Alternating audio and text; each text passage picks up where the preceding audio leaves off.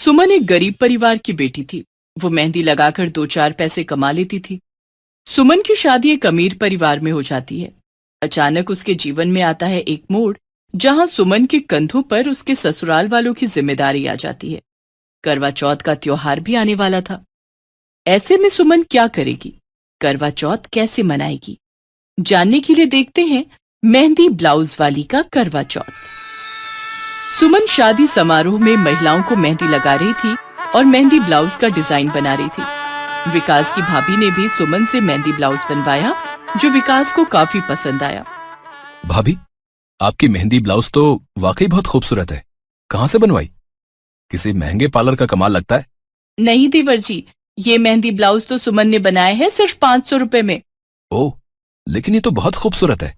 जब मेहंदी ब्लाउज का डिजाइन इतना खूबसूरत है तो बनाने वाली कितनी खूबसूरत होगी। मुझे सुमन से मिलवाओ ना। शोभा विकास को सुमन से मिलवा देती है। सुमन वाकई में बहुत खूबसूरत थी। सुमन को देखते ही विकास उसे दिल दे बैठता है और उससे शादी की जिद पकड़ लेता है। विकास बेटा, कहाँ वो गरीब मेहंदी ब्लाउज वाली और कहाँ हम। उनसे हमारा रिश्ता जोड़ना ठीक नहीं। सोसाइटी के लोग क्या कहेंगे? सोसाइटी के लोग कुछ नहीं कहेंगे माँ। तुम बस मेरी शादी सुमन से करवा दो। मैं उसे हमारे तौर तरीके सिखा दूंगा। विकास की जिद के आगे निर्मति को झुकना पड़ा और गरीब मेहंदी ब्लाउज वाली सुमन की शादी विकास के साथ हो जाती है।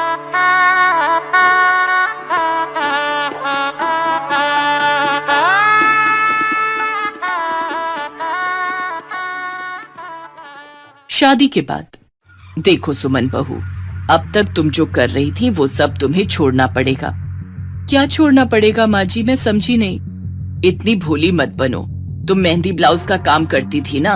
देखो, शादी से पहले तुम गरीब थी, लेकिन अब तुम एक अमीर खानदान की बहू हो और तुम्हें इस बात का ध्यान रखना होगा। हमारे घर की बहू बेटियां घर से बाहर निकलकर काम नहीं करती हैं। अगर कोई अच्छी जॉब होती तो ठीक था। ये मेहंदी ब्लाउज का काम हमें पसंद नहीं है, इसलिए आज से तुम ये काम नहीं करोगी। लेकिन माँ जी, मेहंदी ब्लाउज का काम मेरा पैशन है। मैं ये काम कैसे छोड़ दूं? इस शहर में मुझसे अच्छा मेहंदी ब्लाउज का काम किसी को नहीं आता। पूरे शहर में मेरा नाम है। ओह, क्या नाम है? यही ना कि तुम एक मेहंदी ब्लाउज वाली हो। लेकिन मैं नहीं चाहती कि मेरी बहू को कोई इस नाम से बुलाए। सुमन, माँ जो कह रही है मान लो ना। वैसे भी तुम्हें अब काम करने की जरूरत ही क्या है? हमें पैसों की कोई कमी नहीं है। निर्मति देवी को अपने पैसों का बहुत घमंड था, इसलिए वो सुमन को पसंद नहीं करती थी। विकास और उसका बड़ा भाई विभास दोनों कपड़ों का कारोबार करते थे। अच्छी खासी कमाई थी, किसी चीज की कोई कमी नहीं थी। गरीब होने के कारण निर्मति घर के सारे काम सुमन से करवाती। घर में बड़ी बहू शोभा भी थी, लेकिन वो घर का कोई काम नहीं करती थी। धीरे धीरे दिन बीत रहे थे। एक दिन, सुमन बहू, कल गांव से मेरे भैया और भाभी आ रहे हैं। करवा चौथ का त्योहार आ रहा है। भाभी हर साल करवा चौथ यही मनाती हैं। जी माँ जी, मैं उनका पूरा ध्यान रखूंगी। इस बार हम सब मिलकर करवा चौथ मनाएंगे। दूसरे दिन निर्मति के भैया और भाभी गांव से आते हैं। आओ आओ भैया, कैसे हो? गांव में सब ठीक तो है? सुरेश काफी चतुर और चालाक था। दरअसल अपने जीजा जी की मौत के बाद उसकी नजर उनके कारोबार पर थी, जो विकास और विभास चला रहे थे। सुरेश उनकी कामयाबी से जलता था। उसने घड़ियाली आंसू बहाते हुए कहा, क्या बताऊं बहन, मैं जीजा जी की मौत का सदमा बर्दाश्त नहीं कर पा रहा हूं। उनके जाने के बाद मेरा किसी काम में जी नहीं लगता, ना गांव में रहने का दिल करता है। चाहता हूं कि हर समय तेरे पास रहूं और तेरा ख्याल रखूं। ये तो बहुत खुशी की बात है कि तुम मेरी इतनी फिक्र करते हो। लेकिन तेरे साथ हमेशा रह तो नहीं सकता ना। क्यों नहीं रह सकते? आज से तुम और भाभी मेरे पास ही रहोगे हमेशा के लिए। पहले विभास और विकास से तो पूछ लो। अरे उनसे क्या पूछना, वो तो वही करेंगे जो मैं कहूंगी। सुरेश की पत्नी कविता भी बड़ी चालाक थी। दोनों पति पत्नी अब सुमन के ससुराल में जम गए। धीरे धीरे कविता ने घर की रसोई पर अपना कब्जा जमा लिया। घर में किस वक्त क्या बनेगा वो कविता ही तय करती, लेकिन काम सुमन करती। उधर मामा होने का फायदा उठाते हुए सुरेश ने कारोबार पर कब्जा करना शुरू कर दिया। वो तो विभास और विकास का बॉस बन बैठा। अब ऑफिस के सारे कर्मचारी मामा जी के कहने पर ही कुछ काम करते। विभास और विकास का कारोबार निर्मति के नाम पर था। सुरेश ने इसका फायदा उठाते हुए कई ब्लैंक चेक निर्मति से साइन करा लिए। निर्मति, ये 10 लाख का चेक साइन कर दो। क्लाइंट को पैसे पहुंचाने। हाँ हाँ भैया, कहाँ साइन करना है? यहाँ पर। हाँ। निर्मति ने साइन कर दिया। विकास और विभास ने निर्मति को ऐसा करने से मना किया, लेकिन वो मेरा भाई है, वो जो कर रहा है हमारे भले के लिए ही कर रहा है। बेटे, तुम लोग खामखा ही उस पर शक कर रहे हो। माँ, हम मामा जी पर शक नहीं कर रहे हैं। हम तो बस इतना कह रहे हैं कि ब्लैंक चेक पर साइन करने से पहले एक बार हमसे पूछ तो लिया करो। बस विभास, मुझे किसी से कुछ पूछने की जरूरत नहीं है। वो मेरे पैसे हैं, मैं चाहे जहाँ खर्च करूँ। निर्मति की ऐसी हरकत से विकास और विभास दोनों परेशान रहने लगे। विकास, आपको माँ जी से सीधे सीधे ऐसा नहीं कहना चाहिए। आप लोग कोई और रास्ता क्यों नहीं निकालते जिससे सांप भी मर जाए और लाठी भी ना टूटे? जब तक हम ऐसा करेंगे, सुरेश मामा न जाने क्या कर चुके होंगे। उन्होंने पहले ही कंपनी का बहुत नुकसान कर दिया है, लेकिन माँ है कि कुछ सुनने को तैयार नहीं है। इस मुसीबत से निकलने के लिए कोई ना कोई रास्ता जरूर निकल आएगा। लेकिन सुरेश ने कई बार ब्लैंक चेक साइन करवाकर एक दिन कंपनी का अकाउंट खाली कर दिया और उसके बाद। माँ, मामा और मामी घर में दिखाई नहीं दे रहे। दोनों कहाँ गए होंगे? यहीं कहीं घूमने गए होंगे, आ जाएंगे। वो दोनों अब कभी नहीं आएंगे। तू ऐसा क्यों कह रहा है विभास बेटे? क्योंकि मामा जी ने कंपनी का बैंक अकाउंट खाली कर दिया है और सारे पैसे लेकर वो दोनों फरार हो गए हैं। हम दिवालिया हो गए हैं। क्या? ये सब सुनकर निर्मति को चक्कर आ जाता है और वो जमीन पर गिर जाती है। सुमन दौड़कर निर्मति के पास जाती है और उसे सहारा देकर उठाती है, उसे बिस्तर पर लिटाती है। विकास, जल्दी से डॉक्टर को बुलाइए।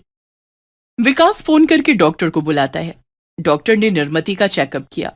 इन्हें कोई गहरा सदमा लगा है, इनका ध्यान रखना होगा, कहीं ये डिप्रेशन में न चली जाए। मैं कुछ दवाइयां दे रहा हूं, इन्हें समय समय पर खिलाते रहिएगा। जी डॉक्टर। निर्मति मानो पत्थर बन गई थी। वो हंसना रोना भूल गई थी, हर समय उदास रहती। उधर कारोबार डूब जाने के कारण विभास और विकास भी परेशान रहने लगे थे। तब सुमन ने विकास से कहा, विकास, अब घर का खर्च और माँ जी का इलाज कैसे होगा? पता नहीं सुमन, मुझे कुछ समझ में नहीं आ रहा है। माँ की ये हालत मुझसे देखी नहीं जा रही। अगर माँ को कुछ हो गया तो हम क्या करेंगे? माँ जी को कुछ नहीं होगा। मेरे पास एक उपाय है जिससे माँ जी का इलाज भी हो जाएगा और घर की आर्थिक स्थिति भी सुधर जाएगी। कैसा उपाय? जल्दी बताओ। करवा चौथ आने वाला है। मैं अपना मेहंदी ब्लाउज का काम फिर से शुरू कर दूंगी। उस काम से मुझे अच्छे पैसे मिल जाएंगे और फिर पूरे शहर में मेरे जैसा मेहंदी ब्लाउज का काम किसी को नहीं आता। लेकिन सुमन। लेकिन कुछ नहीं। अभी हमारे पास और कोई रास्ता भी नहीं है। और फिर इस काम में बुराई क्या है? ठीक है, फिर तुम अपना मेहंदी ब्लाउज का काम शुरू कर दो। अगले दिन से सुमन ने अपने पुराने क्लाइंट्स को फोन करना शुरू कर दिया। सुमन के पुराने क्लाइंट्स ये सुनकर बहुत खुश हो गए कि सुमन अपना काम फिर से शुरू कर रही है।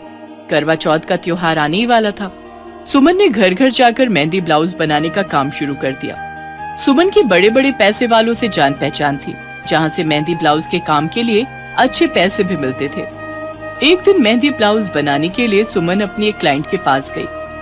सुमन, तुझे इस काम के लिए तेरे ससुराल वालों ने इजाजत कैसे दे दी? मैंने तो कभी सोचा ही नहीं था कि तुम दोबारा इस प्रोफेशन में लौटोगी। वो मैम, हमारा बिजनेस डूब गया, इसलिए घर चलाने के लिए मुझे ये काम दोबारा करना पड़ा। क्या? बिजनेस डूब गया? लेकिन तुम्हारे पति और जेठ जी का तो काफी अच्छा कारोबार था, शहर के बड़े बिजनेसमैन में से एक थे। आखिर ऐसा क्या हुआ? सुमन ने अपनी क्लाइंट को सारी बात बताई। ओके, तुम अपने पति और जेठ जी को मेरे ऑफिस भेज देना।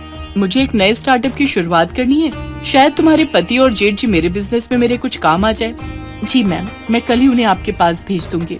सुमन ने घर आकर ये बात विकास और विभास को बताई। दोनों भाई दूसरे दिन सुमन के क्लाइंट के ऑफिस गए, जहां उन्हें बिजनेस में पार्टनरशिप मिल गई। उधर करवा चौथ आने तक सुमन ने खूब मेहनत की और कुछ पैसे इकट्ठे कर लिए। उन पैसों से सुमन ने निर्मति का इलाज करवाया। निर्मति की सेहत में काफी सुधार आ गया था। करवा चौथ आने तक निर्मति बिल्कुल ठीक हो गई थी और विभास और विकास का काम भी अच्छा चलने लगा था। सुमन ने अपनी जेठानी शोभा के साथ मिलकर खुशी खुशी करवा चौथ का त्योहार मनाया। अब निर्मति को सुमन के मेहंदी ब्लाउज के काम से कोई दिक्कत नहीं थी, बल्कि ठीक होने के बाद उसने सुमन के लिए एक मेहंदी ब्लाउज पार्लर खोल दिया। करवा चौथ की पौराणिक कहानी। हिंदू धर्म में करवा चौथ का अत्यधिक महत्व है, क्योंकि मान्यता है कि सुहागिन महिलाएं अगर ये व्रत रखती हैं तो उनके पति की उम्र लंबी होती है और उनके दाम्पत्य जीवन में खुशियां आती हैं। आज के दिन महिलाएं निर्जला व्रत रखती हैं। और रात में चांद देखने के बाद ही अपना व्रत तोड़ती हैं। मान्यता के अनुसार छलनी से चंद्रमा को देखते हुए पति को देखना शुभ माना जाता है। इस व्रत में भगवान गणेश, शिव, पार्वती, कार्तिक और करवा चौथ माता का पूजन किया जाता है। करवा चौथ में चांद का बहुत महत्व होता है। करवा चौथ विशेष रूप से पंजाब, उत्तर प्रदेश, हरियाणा, मध्य प्रदेश और राजस्थान में मनाया जाता है। लेकिन अब पूरे देश में इस पर्व को सुहागिन स्त्रियां बड़े हर्षोल्लास के साथ मनाती हैं। लेकिन समय के साथ इस त्योहार को मनाने के तरीके में भी परिवर्तन आया है। अब पत्नियों के साथ पति भी करवा चौथ का व्रत रखते हैं। करवा चौथ से जुड़ी एक पौराणिक कथा के अनुसार प्राचीन काल में इंद्रप्रस्थ शहर में एक साहूकार रहता था। उसके 7 पुत्र और एक पुत्री थी। पुत्री का नाम वीरा था। वीरा 7 भाइयों की एक बहन थी। सभी भाई अपनी बहन वीरा को बहुत प्यार करते थे और सभी भाई वीरा को खुश करने की कोशिश में लगे रहते थे। एक दिन, मेरा अमरूद खाने का बहुत मन है, मेरे लिए अमरूद कौन लाएगा? देखते ही देखते वीरा के 7 भाई भागकर अमरूद की खोज में लग गए और एक एक करके वीरा के पास अमरूदों का ढेर लग गया। अरे, इतने सारे अमरूद! मैंने एक अमरूद खाना था। आप 7 भाई मिलकर मेरे लिए अमरूद ले आए। वीरा, तेरे चेहरे पर मुस्कान लाने के लिए हम कुछ भी कर सकते हैं, परंतु हम तेरा मुरझाया हुआ चेहरा नहीं देख सकते। इसी तरह सभी भाई मिलकर बचपन से ही वीरा का बहुत ध्यान रखते थे। वीरा जब बड़ी हुई तब उसके पिता ने उसकी शादी सुदर्शन नाम के एक ब्राह्मण से कर दी। विवाह के बाद वीरा खुशी खुशी अपने ससुराल रहने लगी। कार्तिक मास के कृष्ण पक्ष की चतुर्थी को करवा चौथ का व्रत आता है। शादी के बाद वीरा का ये पहला करवा चौथ होता है और वो अपने मायके करवा चौथ का व्रत रखने के लिए आती है। वीरा, आज करवा चौथ का व्रत है और ये तुम्हारा पहला करवा चौथ है, तो इसके भी कुछ नियम होते हैं। हाँ वीरा, इस व्रत के दौरान चाकू चलाना, सिलाई, कढ़ाई, बुनाई करना और उधेड़ना मना होता है। इस बात का तुम ध्यान रखना। मेरी 7 भाभी मुझे आज सिलाई कढ़ाई का हर काम मना क्यों कर रही हैं? मायके में रहकर ही तो समय मिला है, ससुराल में तो समय ही नहीं मिलता। मैं तो अपना काम करने जा रही हूँ। वीरा अपनी भाभीयों की बात को अनसुना करके कपड़े पर कढ़ाई का काम करने बैठ जाती है। ऐसे ही सारा दिन निकल जाता है और रात को वीरा के भाई भी काम से वापस घर आ जाते हैं। मेरे सारे भाइयों को कितने समय बाद आज एक साथ भोजन करते देख रही हूँ।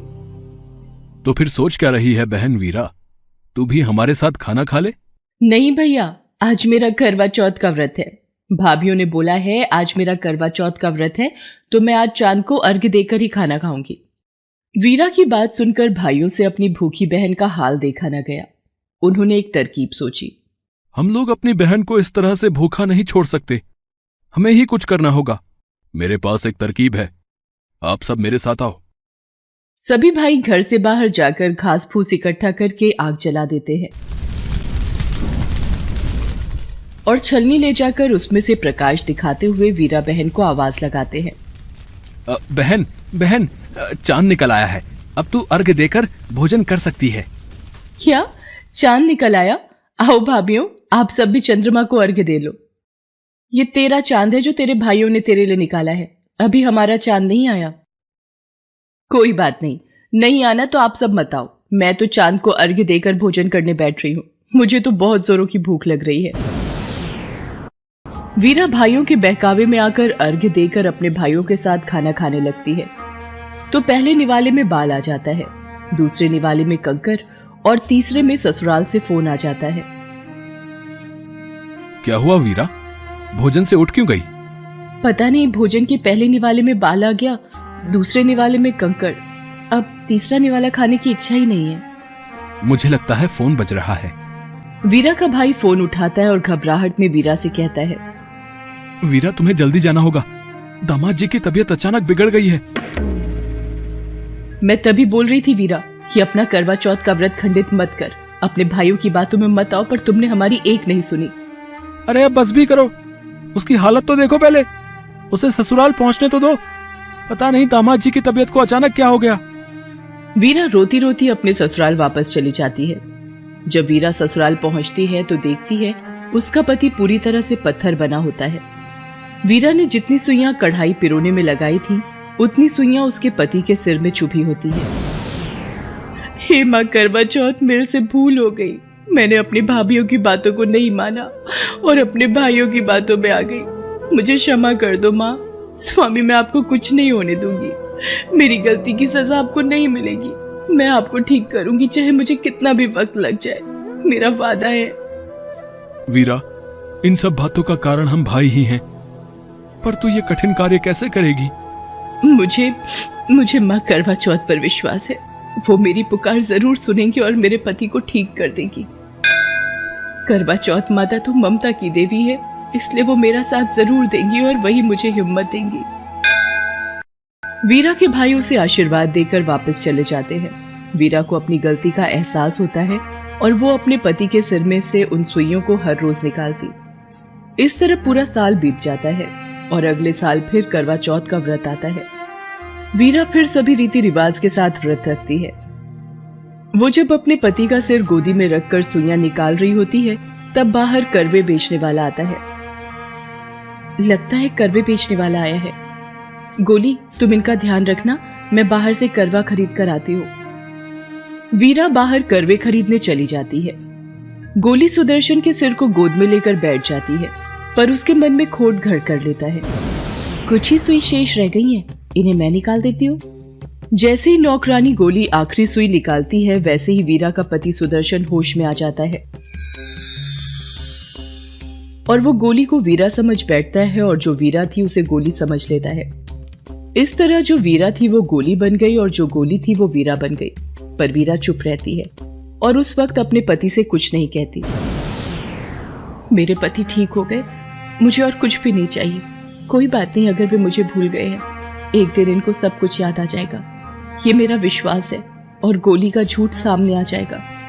यदि मैंने इस वक्त इन्हें कुछ कहा तो इनकी तबीयत और न खराब हो जाए। मुझे चुप रहना होगा। इस तरह वीरा नौकरानी बनकर गोली की जगह वहां रहने लगती है और गोली वीरा बनकर। एक दिन सुदर्शन को किसी काम से बाहर जाना पड़ता है तो वो गोली जो कि वीरा बनी थी उससे पूछता है, वीरा, तुम्हारे लिए क्या लाऊं? मेरे लिए बाजार से हार श्रृंगार लेकर आना। साहब, मेरे लिए एक काठ की गुड़िया लेकर आ सकते हैं? आपकी बड़ी मेहरबानी होगी। हाँ हाँ गोली, तुम हमारे घर में बहुत पुरानी नौकरानी हो। मैं तुम्हारे लिए काठ की गुड़िया ले आऊंगा। इस तरह सुदर्शन जब बाहर जाता है तो बाजार से एक गुड़िया और हार श्रृंगार का सामान लेकर आता है और दोनों को दे देता है। इस तरह वीरा जो कि गोली बनी होती है वो हर रोज अपने कमरे में काठ की गुड़िया से बातें किया करती थी। जो वीरा थी वो गोली बन गई और जो गोली थी वो वीरा बन गई। गोली, ये तुम रोजाना क्या बोलती रहती हो? नहीं साहब, मैं तो बस ऐसे ही। यदि तुम मुझे सच नहीं बताओगी कि तुम्हारे मन में क्या चल रहा है तो तुम मेरी तलवार की धार को जानती हो। नहीं नहीं, आप क्रोधित मत होइए। क्रोध में आना आपकी सेहत के लिए हानिकारक है। मैं आपको सच बताती हूँ। वीरा जो कि गोली बनी होती है वो सुदर्शन को सारी सच्चाई बता देती है। तब सुदर्शन को भी सारा कुछ याद आ जाता है। फिर सुदर्शन गोली जो कि रानी बनी होती है उसे घर से बाहर निकाल देता है। वीरा को अपने पति के लिए अटूट प्रेम का फल प्राप्त हो जाता है और उस दिन के बाद से वीरा हर वर्ष पूरे विधि विधान से करवा चौथ का व्रत रखती है। भाई भाभीियों के आशीर्वाद से और माँ करवा चौथ की कृपा से वीरा अपने पति सुदर्शन के साथ फिर से खुशी खुशी सुखमय जीवन यापन करने लगती है।